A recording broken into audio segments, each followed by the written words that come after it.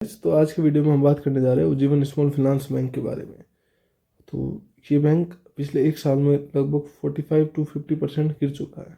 तो काफ़ी लोगों का क्वेश्चन था कि इस बैंक पे वीडियो बनाएं, तो मैंने वीडियो बनाया है। तो और काफ़ी लोगों का कन्फ्यूज़न था कि इसको होल्ड रखे या पैनिक में सेल करें या बाई ऑन डिप करें। तो ये सब हम आगे डिस्कस करेंगे इस वीडियो में। तो बेसिकली ये उज्जीवन स्मॉल फाइनेंस बैंक छोटी बैंक है, स्मॉल कैप कंपनी है, जो मतलब ज़्यादा करके इकोनॉमिक एक्टिव पुअर को मतलब लोन प्रोवाइड करती है। बेसिकली इस बैंक का काम है लोन प्रोवाइड करना, ये सब। और अगर हम आगे बात करें तो किसी भी अच्छे स्टॉक में हमें बाई करने के लिए क्या क्या चीज़ें सबसे ज़्यादा ज़रूरी रहती है। तो सबसे पहले अगर हम देखेंगे तो पूरा सेक्टर के बारे में कि ये सेक्टर कितना जल्दी से बढ़ेगा। तो अगर सेक्टर के बारे में बात करें तो फाइनेंशियल सेक्टर अपने इंडिया में सबसे ज़्यादा लैग करता है, जहाँ पे हमें मतलब बहुत सारा ज़्यादा पैसा चाहिए लेकिन पैसा अवेलेबल है नहीं। तो सबसे बेस्ट वे रहता है जो है लोन। तो फिनेंस सेक्टर अपने इंडिया में बहुत ज़्यादा बुलिश है, आने वाले 15-20 सालों तक तो गारंटेड बहुत ज़्यादा बुलिश है। और मैं फिनेंस सेक्टर में बहुत ज़्यादा बुलिश भी हूँ।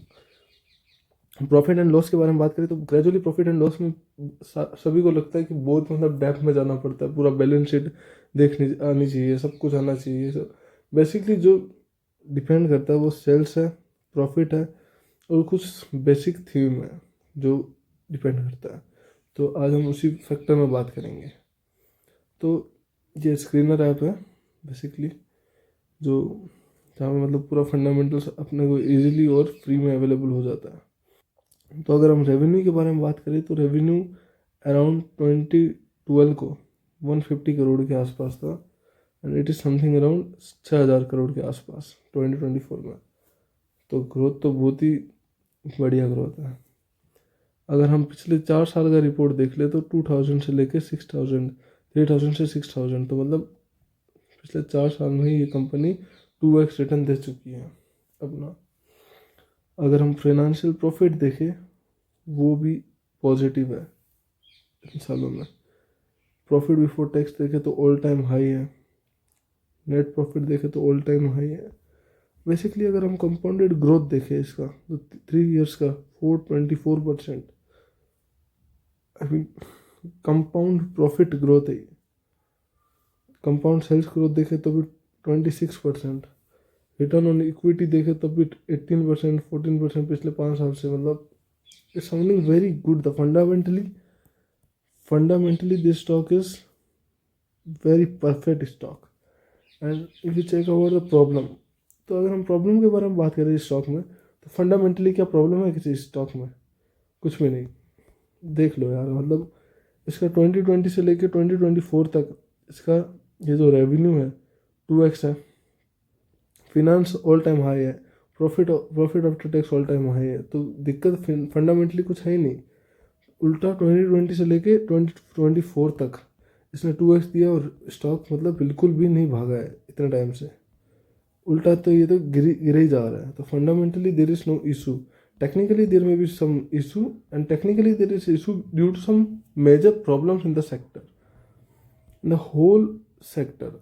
यू कैन क्लियरली सी जो भी क्वार्टरली रिजल्ट आया बड़ी बड़ी कंपनियों का, नेस्ले हुआ, हिंदुस्तान यूनिलीवर हुआ, डीमार्ट हुआ, ट्रेंट हुआ, इन सब का रिजल्ट नेगेटिव क्यों है? So this is the major reason about this, the repo rate.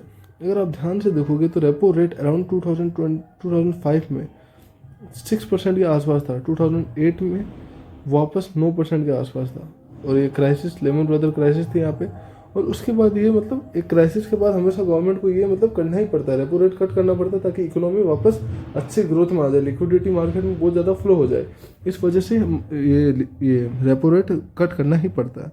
तो आप देख सकते हो लेमन ब्रदर क्राइसिस के बाद रेपो रेट 4.75 के आसपास थी। उसके बाद वापस से रेपो रेट बढ़ता गया और 2014 के आसपास आप देख सकते हो कि जब अपना स्टैंडर्ड ग्रोथ था अपना मतलब स्टॉक मार्केट में। तो बेसिकली यही रीज़न रहता है। अगर आप यहाँ पे भी देखो 2018 में 6.50 का रेट था।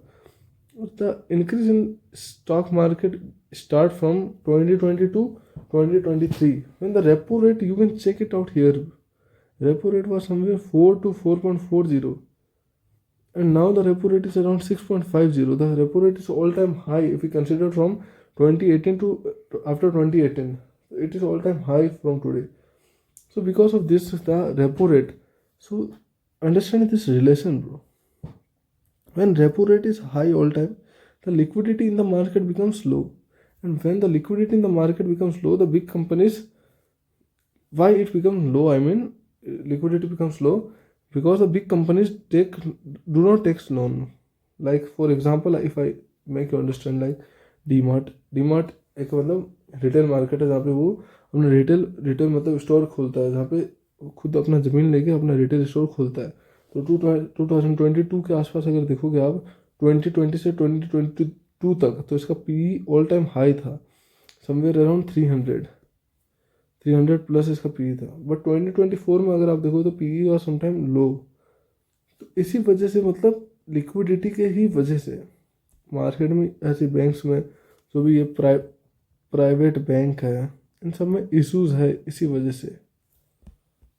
तो बेसिकली ये इशू रेपो रेट के साथ ही होगी, मतलब जब रेपो रेट डाउन होगी तब ही मतलब लिक्विडिटी मार्केट में ज़्यादा फ्लो होगी, तभी लिक्विडिटी बेसिकली मीन्स तो पैसा जो मार्केट में फ्लो होता है, करंट मतलब सर्कुलेट होता है जो पैसे मार्केट में, वो तभी ज़्यादा फ्लो होगा, क्योंकि मतलब रियल इस्टेट ज़्यादा मतलब वो बिकना स्टार्ट होंगे, जब मतलब लोग लोन ले पाएंगे तब।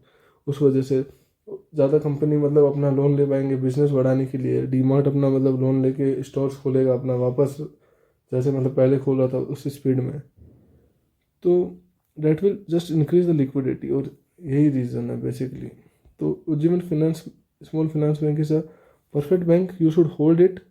और जिसने मतलब हाई में बाई किया, दे कैन जस्ट मतलब जब ये लो आए तब वो बाई कर सकते हैं।